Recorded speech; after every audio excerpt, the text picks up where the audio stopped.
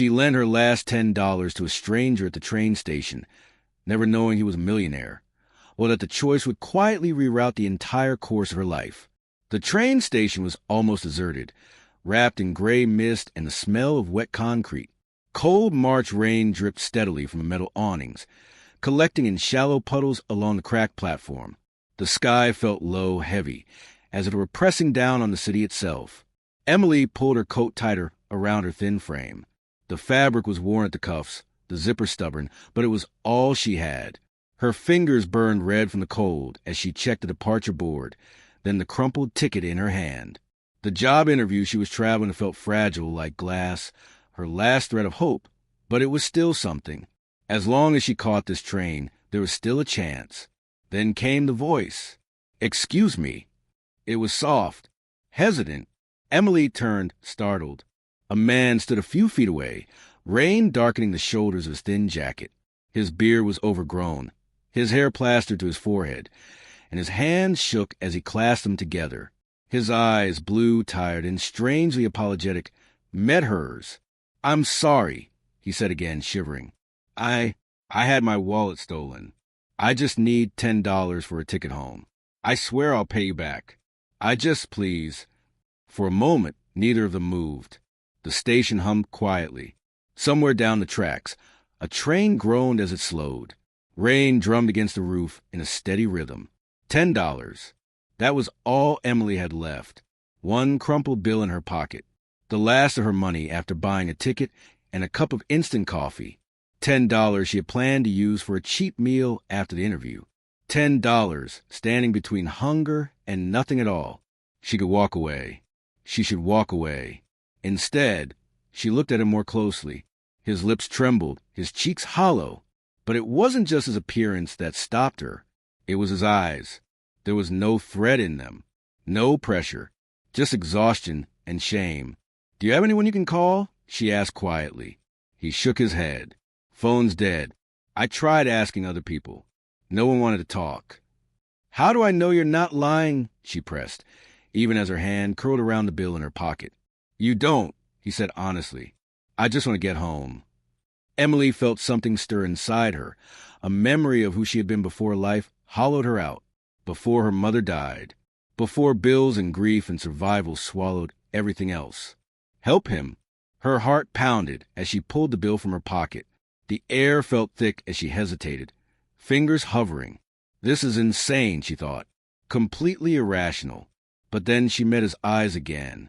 "I don't know why," she said softly, extending her hand, "but I believe you." He stared at the money as if it weren't real. Then, almost reverently, he took it. "I promise I'll pay you back," he said, voice cracking. Emily managed a small smile. "Just get home safe." The train arrived with a hiss of steam and metal. The man nodded quickly, turned, and disappeared into the crowd boarding the cars. And just like that, he was gone. Emily stood alone as the damp wind brushed past her face. Her stomach twisted with uncertainty. Her last $10 was gone. She didn't even know his name. Moments later, her own train arrived. She climbed aboard, water dripping from her coat sleeves, and sank into a window seat. As the platform faded into streaks of gray rain, she didn't know it yet. But that single act of kindness was the moment everything began to change. The next morning, Emily stood outside the office building where her interview was scheduled. Her hair was still damp from the drizzle, her stomach aching with hunger. She hadn't eaten, not by choice, but because her wallet now held nothing but expired receipts and an old photo of her mother. She was 20 minutes late. The bus required exact change. She had none. She tried walking instead, cutting through unfamiliar streets. But the city was vast and indifferent. Inside, the receptionist offered a tight, sympathetic smile. "I'm sorry," she said. "The interviewer had another meeting. You'll have to reschedule." Emily tried to explain. She even offered to wait. But the woman had already turned back to her computer. Outside again, Emily stood on the sidewalk as people passed. Warm, dry, busy. A world moving forward without her. By the time she returned to her tiny rented room, the landlord was waiting. "Rent was due 3 days ago, Emily." "I know. I'm trying." You said that last week. I can't keep making exceptions. She didn't argue. What was the point? She packed what little she owned into a worn backpack. 2 changes of clothes, a cracked phone with no service, and a dog-eared paperback her mother once read to her. That night, she slept in a corner of the public library. The next night, she wasn't allowed back. The park benches were metal and cold. She hugged her backpack and tried to disappear. Days blurred together. She searched for work with no address, no phone, no safety net. Hope became a cruel word. Sometimes, in the middle of long, hungry afternoons, she remembered the man at the station, his eyes, his gratitude. Was she foolish? She had nothing now, and yet there was peace in that memory. She had helped someone when she didn't have to. One rainy night, teenagers passed and laughed. "Get a job," one muttered. She didn't look up.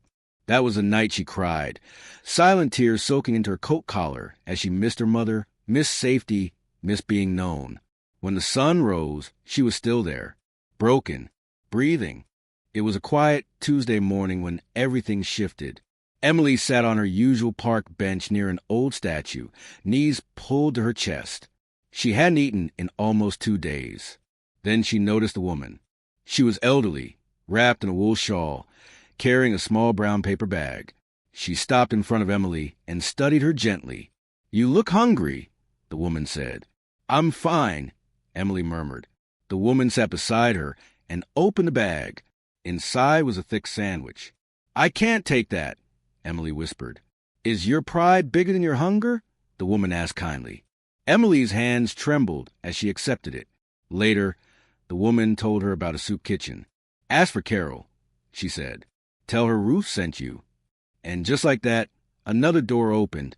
Later that day, Emily walked into Hope Table. The smell of soup greeted her like warmth. Carol gave her an apron.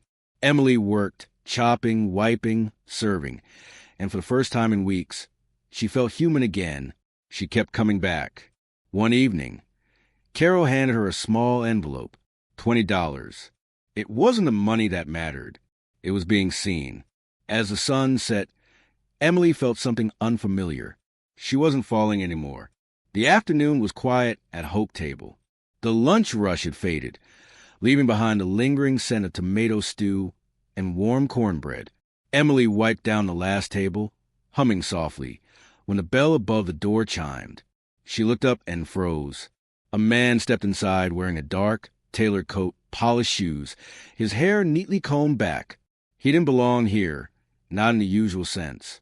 But it wasn't the clothes that made Emily's breath catch. It was his eyes. Blue, calm, familiar. He scanned the room like someone searching, not lost. When his gaze landed on Emily, he stopped. For a brief moment, the world seemed to pause. Then his lips curved into a small, unmistakable smile. He walked toward her. "Hello," he said, his voice warm, stronger than she remembered. Emily set the cloth down slowly. "Do I know you?" His head tilted slightly. "You do. Or at least, you trusted me once when no one else would." The memory hit her like a rush of cold rain. "The train station," she whispered. "The $10. He nodded. "I was so desperate and stranded. You gave me your last $10. She stared at him, really looked this time. The scruffy stranger was gone. In his place stood someone composed, confident, someone who belonged in boardrooms, not soup kitchens. "I never got your name," she said. "David," he replied. "David Carter." He explained that he had returned to the station the next day, searching for her. She had vanished. He never forgot her face. "I wanted to return the favor," he said quietly. Emily shook her head. "That's not why I helped you." "I know," David said. "That's why it mattered." He reached into his coat and handed her a crisp $10 bill. She laughed softly as she took it. "I never thought I'd see this again." "There's more," he added. "I'd like to take you for coffee, if you're willing." They sat in a small cafe nearby. Emily wrapped around a mug of chamomile tea. David slid a business card across the table. David Carter, CEO, Novus Park Technologies. Founder, Carter Foundation. Emily stared. He told her everything. about building Nova's Park, about the nonprofit, about going undercover to understand homelessness, and losing everything when he was robbed.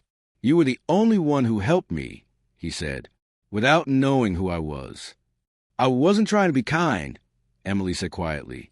"I just didn't want to walk away." "That," David replied, "is exactly what kindness is." He offered her a job, not charity, but purpose. Work with a foundation. Learn. Grow. Lead. Emily was overwhelmed. The hunger, the cold nights, the doubt, it all collided with possibility. "Say yes," David said gently. She did. Emily's first day at the Carr Foundation felt unreal. Sunlit rooms, laughter, walls filled with stories of lives changed. David introduced her not as someone rescued, but as someone valuable. Weeks passed. Emily trained, learned, and healed. Slowly, her confidence returned. Then came her project, a mobile soup kitchen, a van that brought meals and dignity directly to people who couldn't reach help themselves. When she saw the sky blue van for the first time, she cried. That night, she parked in the same park where she once slept. She served food. She listened. She remembered names. The project grew. And somewhere along the way, so did something else. David never pushed, never reminded her of the past. He simply showed up, quiet, steady kind. Then one afternoon, Emily spotted Ruth sitting on a park bench. "You saved me," Emily said through tears. Ruth smiled. "I fed a hungry girl." Then she revealed the truth. David was her son. "I wanted to meet the woman who gave him everything," Ruth said. "And I did." Everything connected. A year later, Open Hands served thousands each week. Emily stood on stages, accepted awards, but still tied on an apron every morning. At the anniversary celebration, David stood waiting with flowers and a small velvet box. He held up the $10 bill. "This changed my life," he said. "Let me spend mine proving you were right." Emily said yes. As applause filled the room, she held his hand and smiled. A little kindness, she knew now, could become a miracle, and hers had started with $10 in the rain.